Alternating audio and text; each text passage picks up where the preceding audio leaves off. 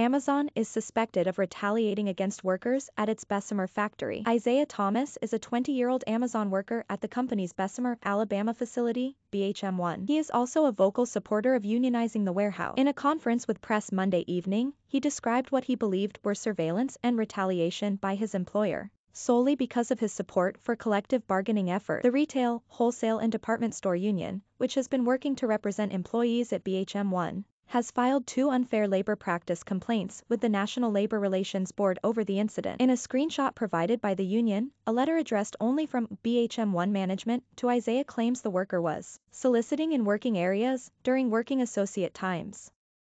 The letter concedes that these activities may have occurred during your break time, but nonetheless contends that Isaiah was in violation of the company's solicitation policy. RWDSU, however, believes this action was itself in violation of the settlement agreement the employer recently executed with the NLRB. That agreement, which was reported late last month, pertained to several instances of Amazon impeding union activity. The union filed a separate ULP, alleging that the company or its agents created the impression Mr. Thomas was under surveillance.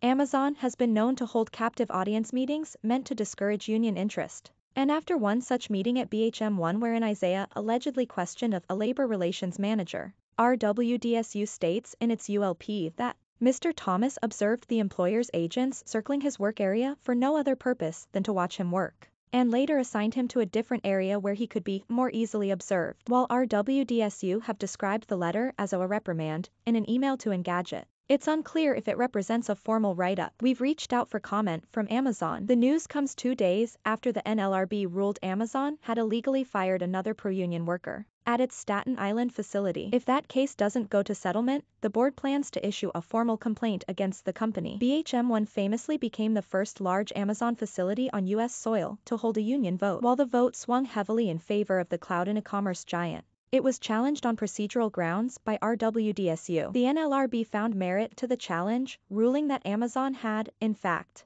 illegally interfered with the unionization vote. Ultimately, the board determined a new vote should be held. It's scheduled to take place on February 4. Amazon is, beyond its preference for a non-unionized workforce, well known for its rate of employee attrition. Seemingly, the speed at which it churns through workers would disadvantage efforts to build a cohesive bargaining unit at BHM1. According to RWDSU, the current voter list at the facility is 6,143 people, just over half of which were present for the previous vote, which took place almost exactly 1 year ago.